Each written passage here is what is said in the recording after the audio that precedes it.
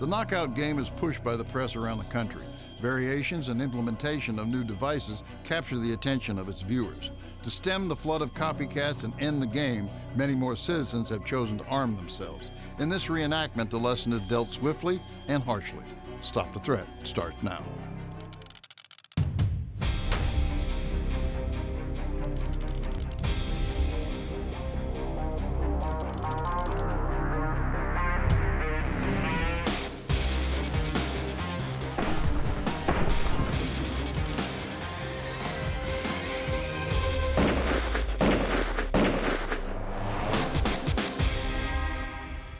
Hello and welcome to Stop the Threat. My name is James Towle. On today's episode, we take you to Michigan for a reenactment which we have called Point 'em Out, Knock 'em Out. But first, let me introduce you to this week's panel. Rich Portwood. Officer Portwood is a police officer from the state of Illinois, as well as a competitive shooter in USPSA and IDPA. Sarah Cortez. A 20-year police veteran, Sarah has been involved in many investigations. Houston is the fourth largest city in the country with a growing population of nearly 7 million people. Yet she has found time to become one of the best-known authors of Life on the Beat. Her latest book is called Cold Blue Steel, a must-read for all law enforcement officers. Sergeant Duncan Stewart. Sergeant Stewart has worn a badge for almost 30 years. He was a supervisor for the largest cocaine seizure in the state of Connecticut, and he is a Stop the Threat contributor. Okay, so we have a knockout game. That's what this is about. Now, the only difference in this version is the knockout game comes along with some equipment that he decided to use as well. Anyone had any experience with the knockout game? I have not. I've read about it. Okay. Any opinions? Why they would do this? What's the point? Is it a training thing? It kind of reminds me of more like the gang, beat-ins and all to get your initiation into a gang, or you have to do certain acts and whatever, so. Right, it reminds me actually, and I don't know whether this occurred in Houston, I'm not sure that it occurred anywhere else actually, but in Los Angeles a few years ago, maybe 8 years ago, the gang guys would get in their car with the lights off at night. They'd drive down the street and they'd wait for a civilian to do this, to turn the lights on. They'd immediately do a U-turn, and as they drove by them, they'd fire out the window. Now, what was the point of that? That was bored people looking to establish territory. And I think this knockout game has some version of that. Or to get yourself recognition in a gang. Okay, I like that's probably what it was, sure. And if I'm not mistaken, I believe some of the activity that was at least centered around one individual doing it seemed to be a hate crime. Hate crime, yeah. I'm going to talk about hate crimes. Right. Tell me, anything? Personally, I think it's just a callousness in our society towards violence. It's escalating more and more. Yeah, I think that's probably what I meant when they're kind of like bored, and I like the idea that maybe this is some kind of an initiation to get your name, to establish who you are in the gang. I don't see it going away, so I think this is probably a pretty continual thing. Anybody want to agree with that? Yeah. It's only going to change, maybe? Right, in some form, right. Right, the actual tactic or the name might change, but the violence will still be the same. Yeah, right. I think you see it more and more on the news and in the newspapers, that it's becoming a little more prevalent. Right, everywhere. Yeah. I don't think it's just Los Angeles. I don't think it's Houston. I don't think it's New York. I think it's just about everywhere. And when we come back, I'll show you part 1, so don't go away.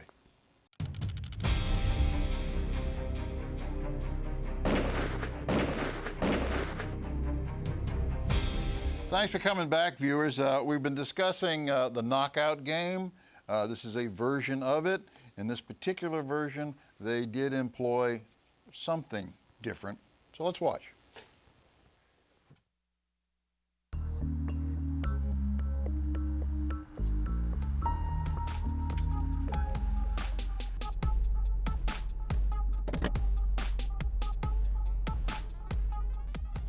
That guy. Okay. I can take him. Wait. Use this. Ever used one of these before? No. You just push the button and you jab him with it. Go on, I'll pick you up around the block.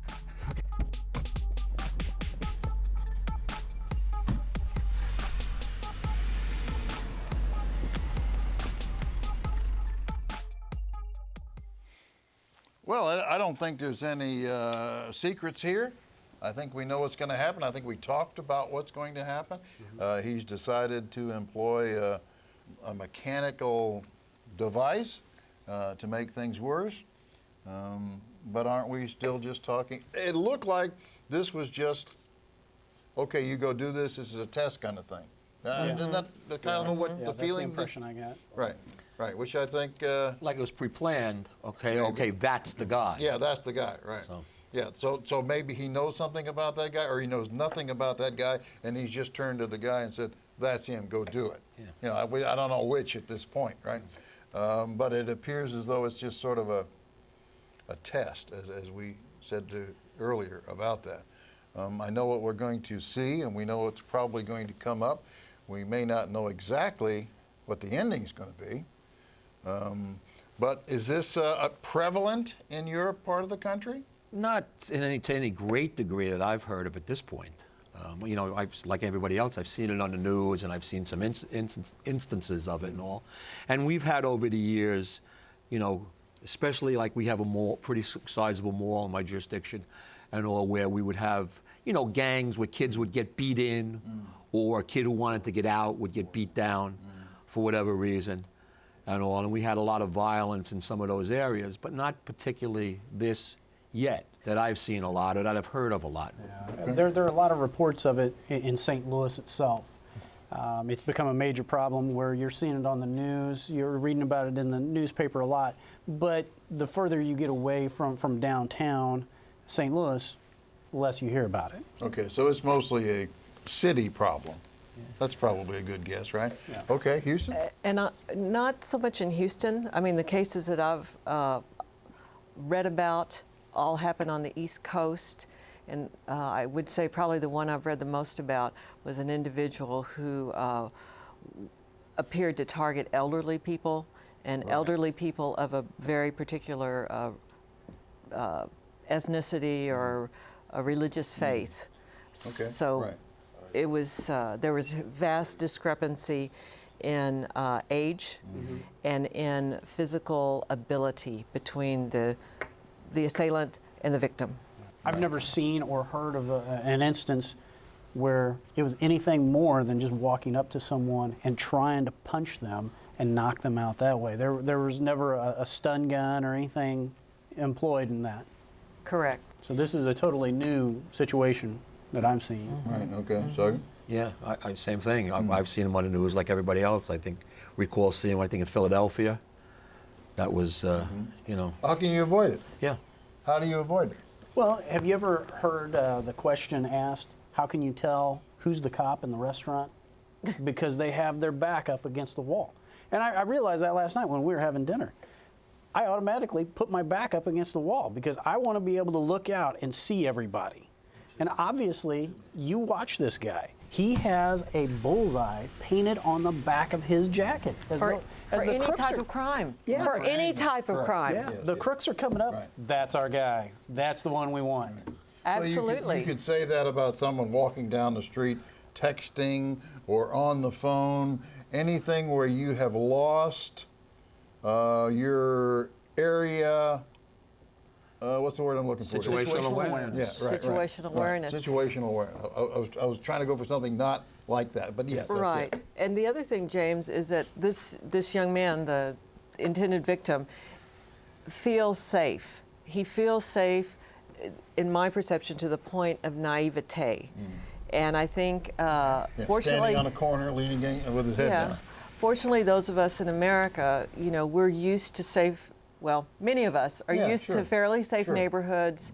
We're used to people who follow a lot of the laws, and I'm not saying every city or every neighborhood, but in a neighborhood like this, which looks pretty affluent, he has a perception that he's safe. And Do you feel like his slouching and his posture gives off a signal? Hey, Absolutely. This is somebody we can pick on. Because if you are upright, if you've got your shoulders back and your head's on a swivel and you're looking around, you obviously are poised and you have some confidence about you. And I don't think you're going to be quite as likely to be victimized. Some kind of vibe there that, hey, don't mess with me, I know you're coming. Yeah. Right, I'm aware. I know what you look at like. And I will even tell people, and I used to advise women to do this, particularly in crime prevention training, say, somebody's getting too close, look them right in the eye and say, don't you get closer. Stay back. Right. I'm telling you right now, stay back. Right. And use that tone. Yeah, obviously the crook's a coward because he's coming up behind for a sneak attack using a stun gun. He can't have a lot of bravery there. I'm going to ask you this question when we come back from break. Is this the way we have to act in this country now? We'll be right back.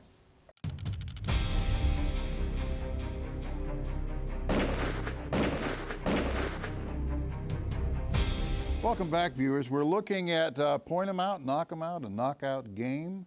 When we left, I had asked a question, is this the kind of world we live in? Do we need to be on the lookout all the time? Can we not relax, or do we have to have situational awareness around us constantly? Is this the world we live in? I think you have to have a certain amount of situational awareness about you no matter where you are. Is it just us, or should we say that to the folks at home, that yes, this is the way the world is? Yes. This is the way the world is. This is the way the world is. Any of us may dislike it, we may bemoan it, we may wish things were like they were in the 1950s or 40s or 30s or whatever, but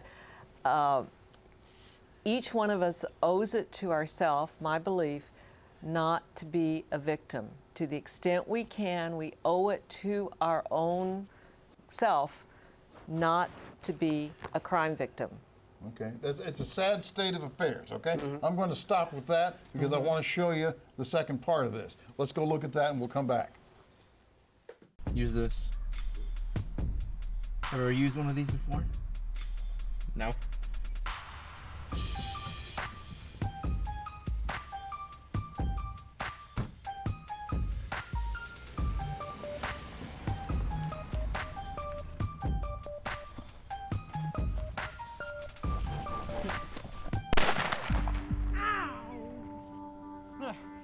No, wait, listen. All right, don't kill me. No, wait, okay. Just don't kill me, okay? I'm high. I want to go home. Yes, I need an officer at Mallard and Rivard Street. A man tried to tase me. I need an officer here now. Yes, he's here. He's wounded currently. Okay, is this the world we're in? I'll ask the question again. Yes, it is. I don't want to say yes and no in some respects.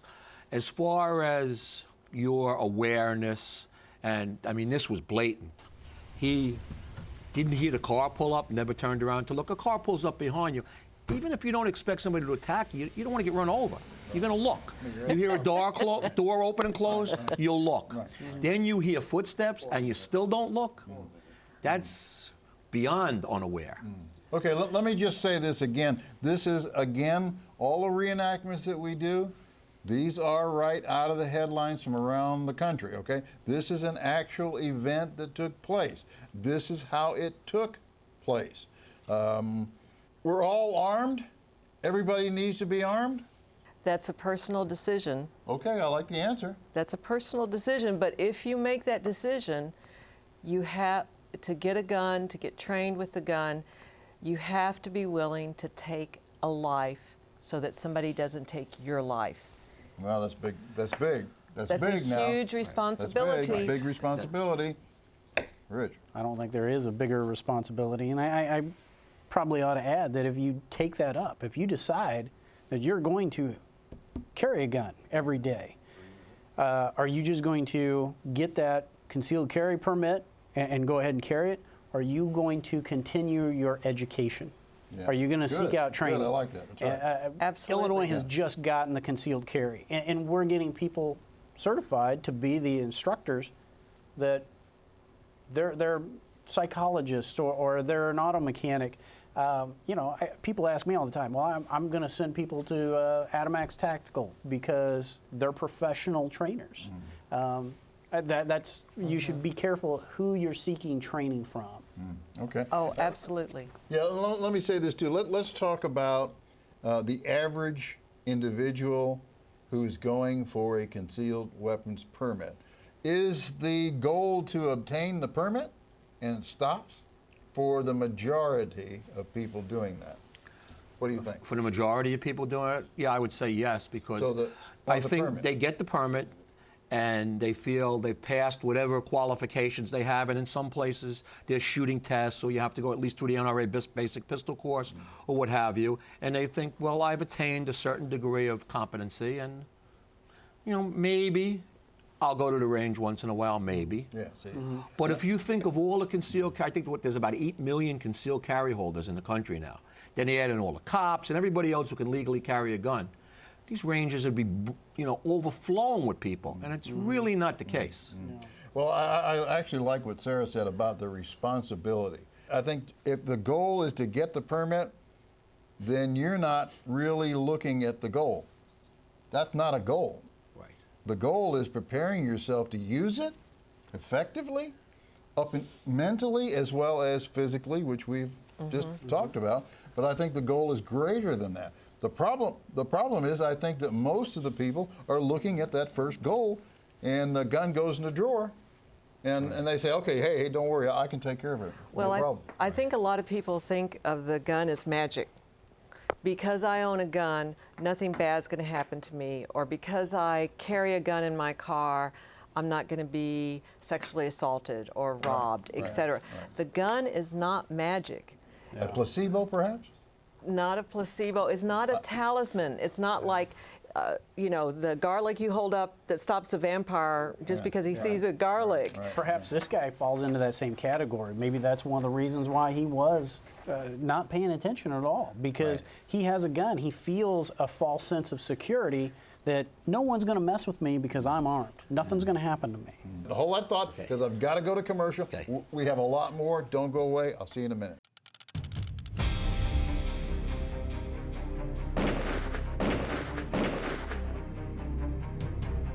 Welcome back. We've just watched both sides of this. We started off with a comment here, and we were discussing the fact that you were a little bit uncomfortable with the fact Not that a little bit uncomfortable, a whole lot uncomfortable. After the initial contact with the stun gun, he turns around and faces the attacker. The attacker immediately recognizes, hey, this guy is not going down. He turns away and starts running, and that's at the point that he draws his pistol and shoots him. I can't justify that. In your state, he's going to jail. He's going to be in trouble. Yeah. He's going to jail. In your state, is he He's in going to trouble. jail? Yeah. In your state, is he going to jail? Hard to say. Okay, here's what I think. I don't know if he's going to jail, but he's going to certainly have his legal problems. Okay, Oh, yeah. if I'm that guy, okay, and I turn to you, you're on the scene now here, hey, what happened? And I turn to you and I say, officer, I thought I was stabbed. I thought I was stabbed, and when I turned around and I saw him, I felt like it was justified to shoot him.